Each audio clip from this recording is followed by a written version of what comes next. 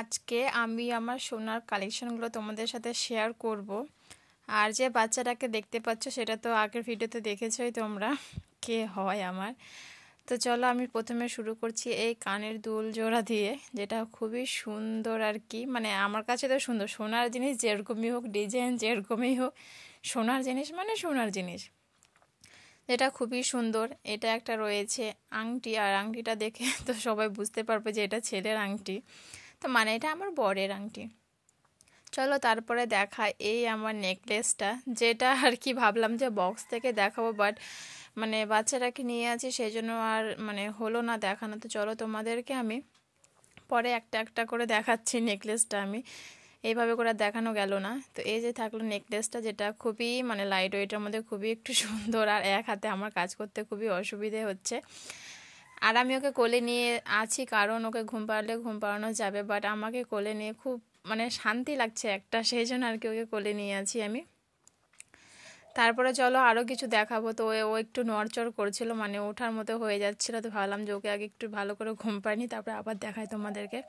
এটা রয়েছে একটা আংটি, যেটা লাইট ওয়েটের মধ্যেই আছে, হালকা, খুবই খুবই অতটাও ভারী না, কত গ্রাম আছে আমি বলতে পারবো না। আর রয়েছে এই পলা জোড়া। তারপরে রয়েছে একটা মঙ্গলসূত্র, যেটা খুবই লাইট, সব গয়নাগুলো লাইট ওয়েটের মধ্যে। তো চলো সোনার কালেকশান তো শেষ হলো। এবার দেখো আমাদের কাছে যে মানে 1.5 বছর আগে গাছটা কিনেছিলাম, ফাইনালি এখন ঠান্ডার মধ্যে ফুলগুলো ফুটেছে, খুব সুন্দর লাগছে, এখনও পুরোপুরি ফোটেনি। আর এই দেখো মানে গাঁদা ফুল, নীলকণ্ঠ ফুল, সব মানে গাঁদা ফুলগুলো সবগুলো ফটকা হয়েছে, কারণ আগেরবার হচ্ছে ফটকা ফুল লাগিয়েছিলাম, তো ওরই বীজগুলো রেখেছিলাম, ছিটিয়েছিলাম, তো তখন গাছগুলো হয়েছিল ওগুলারই ফুল, থোকা ফুল তো আর পাইনি, কিনতে হবে এবার। আর এই নীলকণ্ঠ ফুলগুলো দেখছো গরমের দিনে কত একবার পুরোটা ভরে যেত, বাট ঠান্ডার জন্য এখন অতটা ফুটছে না, খুবই অল্প স্বল্প আর ছোটো ছোটো হয়েছে। আর এখানে আমি চালের আটা শুকাতে দিয়েছি, কারণ হচ্ছে রাতে একটু কিছু সাদা, মানে আমাদের এখানে তো ছিলকা রুটি বলে, কার কি মধ্যে বলে জানি না, তো আমি ওটা বানাবো রাতে। আর স্নান টান করে নিয়েছি আমি, যে ঠান্ডা পড়েছে বলার কথা নেই। তারপর এখানে ডাব পাড়া হয়েছিল, মানে আগের দিনই পেরেছিলাম, 7-8টার মতো একসাথে পেরে নিয়েছিলাম, এখনও নারকেল হয়নি, পুরো হয়নি, ভেতরের আঁশটা পাতলাই আছে। তো এখানে আমি প্রথমে তো নারকেলটা কেটে নিয়ে চলে এসেছি, তো জলটা এখানে আমি বের করে নিচ্ছি।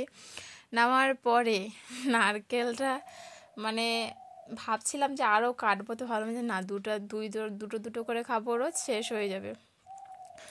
আর একটা মানে কি বলবো, নতুন সাল তো আসতেই চললো কালকে, তো কালকে হয়তো হবে না, 2টা দিন পরে একটু মানে আমরা একটু টোটালটাই চেঞ্জ হয়ে যাব, সেটা ভিডিওতে অবশ্যই দেখতেই পাবে। যাই হোক, জলটা বের করে একটু তোখানি খেলাম, খেয়ে আমার হাজব্যান্ডের জন্য রেখে দিলাম, আর আমি এখানে চলে এসেছি নারকেলগুলোকে ফাটানোর জন্য। আর এতটাই জ্বালা আছে যে সেরকম মানে আমাকে না সত্যিকার জ্বালাটাও ভালো লাগে, পুরোটাও ভালো লাগে, অনেকের একটা চয়েস থাকে, বাট আমার দুটোই ভালো লাগে, পুরোটা পুরোর মতো খেতে, জ্বালাটা তো টেস্টই আলাদা।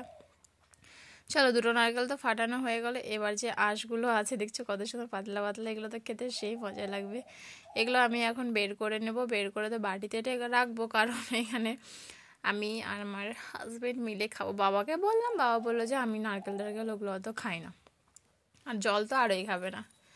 তো চলো এখানে বের করলাম, বের করার পর আমার হাজব্যান্ড এখানে ঘরে বসে টিভি দেখছিল, ওকে আমি ঘরে এনে, আর ঠান্ডার মধ্যে বাইরেও বা কী করবে মানুষ, যেহেতু স্নান টান করে খাওয়া দাওয়া করার পরই এখানে নারকেল জলটার খাবারটা খেলে, বা এতে ঘুম থেকে উঠে গেছে, কি আর বলবো।